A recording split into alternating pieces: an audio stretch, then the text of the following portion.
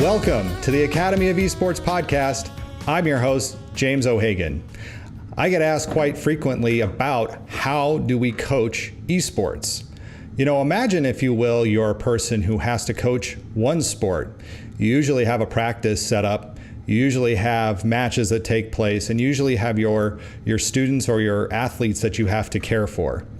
In esports, we don't always have the luxury of only having to take care of one game. In esports, some of our coaches have to cover 4 games, and that can make things very challenging. So imagine being a regular high school coach who not only has to coach baseball, but also has to coach basketball, football, and weightlifting at the same time. In esports, it's kind of the same thing. You have people who are trying to coach League of Legends, Rocket League, Smash Brothers, and a myriad of other games, whatever it may be that your school is interested in playing. So it's important for us to discuss what coaching can look like. Now, my background is in elementary education. I got my degree from Purdue University and graduated in 1999.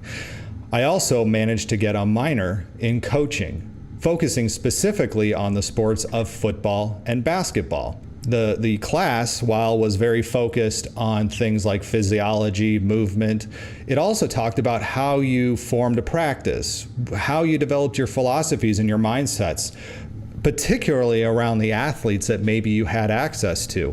For example, a coach who is coaching at a very large high school in football, for example, is going to have a very different coaching philosophy and an ability on what they can coach if they're now at a very small high school. And I saw that in my time when I used to work for the Rockford Public Schools, and I saw how they run their very large football programs. And then to put that in contrast, you look at a school like Forreston, Illinois, which is southwest of Rockford and is a district of only about 1,000 kids total. But they were winning the D1, the Division I, which is the smallest high schools by population. They were winning those championships on a regular basis. And it was because they designed their team around the lack of numbers that they had and the size of the players they had to be more related to focusing on conditioning and things of that nature. In esports, we have to look at those things as well too. What pool of students do we have available to draw from in order to build our teams? So while we may be very interested in games like League of Legends, Overwatch, Rocket League, Smash Brothers, so on and so forth, your IT setup may limit you on what games you can play. Your school board or your school's philosophy may limit you on the games that you can play. Because there are certain games that are going to not be allowed either by your school culture or by your board or your principal or even the IT department. It could be based off of game rating. It could be based off of the technical needs of the program. It could be the technical needs of the game. So we have to think about, when we're designing coaching experiences, that we have to think first of what students are we serving and what games are we going to be able to play. Now, also in these environments, it's a little bit of a mind flip for everybody, because coaching is very different when in traditional sports versus esports. So in traditional sports, because I have a background in football and basketball, I was actually trained on how to coach those sports specifically. I am a bit of a content expert in those areas. When I step into esports, however, though, it's very similar to when I was coaching. I was asked to coach, and I really wasn't coaching. I was asked to oversee the chess team at one of the middle schools I worked at. And I'm not a chess expert by any means, but they needed somebody to be able to work with those students in those environments. So what I became more of, and what we need to start seeing ourselves in a lot of these cases, is since we are not the experts of all of these different esports games, is we as educators should probably start seeing ourselves more of less than a coach and more of a general manager. And this is a term that the North American Scholastic Esports Federation recommends using when you're talking about the educator sponsor of your team. Because again, a lot of times the kids are going to be the content experts on the games. And what we have to do is not just allow kids to just play the games freely, but design practices and design a structure around what we're doing with esports so that you do get the most out of your time and that it isn't just necessarily free-for-all play. So when I was coaching chess, I was the one who just made sure that we had a structure to the practice, that kids were knowing when to come, what time to be there.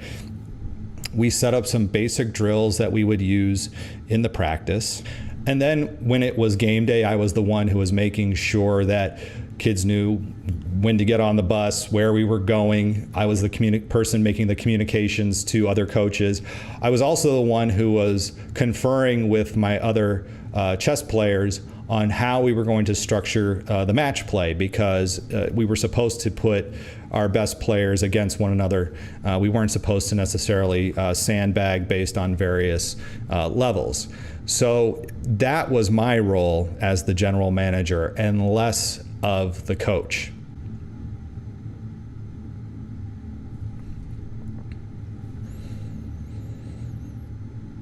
So if I was going to be a general manager of an esports team, and I have been in that capacity before with esports teams, is the first thing we need to think about is around the idea of growth mindsets. So when we talk about building up that growth mindset idea, what we need to do is figure out what our deficiency is or what we need to practice, developing a plan for what that practice is going to be to help us with that deficiency, and then offer time for reflection on, did we meet the goals that we were looking to do? And if not, what we need to do the next time in order to meet our goals and to address our deficiencies. It's just like with basketball. We don't just necessarily take the ball and roll it out onto the basketball court. We actually have to develop some kind of drills and some kind of plan in order to train for what is going to be expected in our matches. So with a growth mindset idea, and with that, in that same vein, we have to have a purposeful practice too. That's really the second thing that we need in these environments, because without a purposeful practice, we're just playing games. And that's not what esports is, and that's not what being a scholar gamer is all about. With a purposeful practice, it's going to have a pattern. It's going to have a set time of day of when it happens, what days of the week it's going to happen, and what that structure is typically going to look like. Even the best players in the world participate in practice. So a couple of the examples that I would give of somebody who is probably a better player than their coaches, or could probably speak to a game better than their coaches, that many of you may be able to relate to, is Michael Jordan and Phil Jackson. Michael Jordan, one of the greatest basketball players of all time. Phil, a very good basketball player, but he was the one who helped design the practices that brought the Bulls together, that led to the triangle offense, the practicing of the triangle offense, and harnessing the talent of Michael Jordan. Because before Phil Jackson arrived, Michael Jordan, while still an excellent basketball player, was kind of left to his own devices by coach Doug Collins. Him and Doug did not get along very well. Michael Jordan went off and would score many points, but they weren't winning many basketball games. Phil brought in a structured practice and a structured mindset. A more recent example of somebody who I guess would be an expert versus the coach who they have would be LeBron James. Now, LeBron is a perfect example of being more of the coach on the floor. He's the person who a lot of the basketball players and even coaches defer to. He's the one who's probably calling the plays in the huddle. He's the one who's calling the gameplay on the floor of the basketball court. But no matter what we're doing with these practices, that there has to be a structure. So as your general manager role, as you're working with your scholar gamers to develop a plan of action that's going to get you prepared for the next play, you need to have what that practice is going to look like. So again, just like with basketball, we're not rolling the ball out onto the court. In this instance, let's think of a game like Rocket League, where you can actually practice different play scenarios. There's a thing called mutators where you can change the weight of the ball or the gravity, or you can change the type of game that's being played. You can set up conditions that allow you to practice different things like dribbling, passing, shooting. In League of Legends, you may want to play 3 versus 3 on a different map and work on either taking out the minions on a last hit so you can achieve gold, practicing those things. In a game like Overwatch, you may not want to do 6 versus 6 all the time. You may want to do 4 versus 6 or 5 versus 6. So again, you can set up various practice scenarios that are going to allow you to prepare for gameplay. The other thing I would espouse to people who are looking to get into coaching esports is you still have to, no matter whether it's esports or traditional sports, we do have to talk about those physical things and mental things that students and scholar gamers need to do in order to be the best they can possibly be in game situations. So, sleep.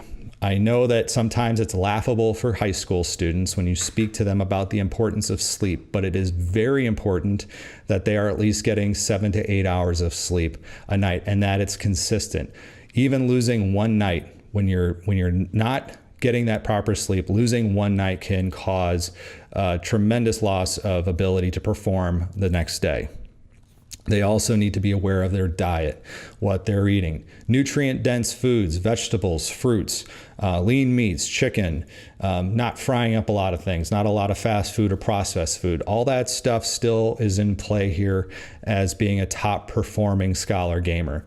And the other thing that we need to consider too is exercise. So again, talking about the purposeful practice, in your practice schedule, you may want to build in things like warm-ups.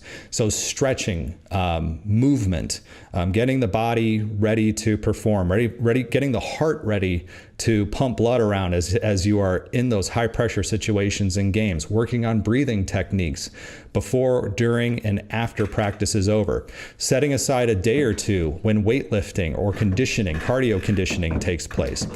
All these things have a part of being a scholar gamer, and all these things have a part in coaching esports. The last thing I would recommend that everybody does as well too, who is looking to get into coaching esports, because you are going to, as a coach or a general manager, going to be asked about certain things in esports, and the hot topic being, of course, violence in video games, is I would recommend highly reading a book called Moral Combat. I will put a link to it in the show notes, in the description of the show. But that is a book that looks at the history of the research around violence in video games, and it allows you to be educated about why it is that what we are doing is good, why video gaming is very different than esports, and how it's going to support you in being a successful esports general manager or esports coach. That will do it for this week on the Academy of Esports. I've been your host, James O'Hagan. Esports are organized competitive video games allowing schools to redefine their athletic culture, diversify opportunities for student participation, promote good physical and mental health, increase collegiate scholarship pathways, and play games. We can never forget the importance of play. The mission of the Academy of Esports is to support these ideals. The vision of the Academy of Esports is for all students to experience the fun and joy of playing competitive video games. You may follow me on Twitter at Jim O'Hagan. That's at JIMOHAGAN, and through the Academy of Esports account at TAO Esports. It's a great way to get the latest blog posts, podcast episodes, and news coming out of esports and education. And remember, you can continue your engagement by going to www.taoesports.com. You can also connect through Facebook at www.facebook.com/TAOesports. Thanks again for listening, and I look forward to our time again next week.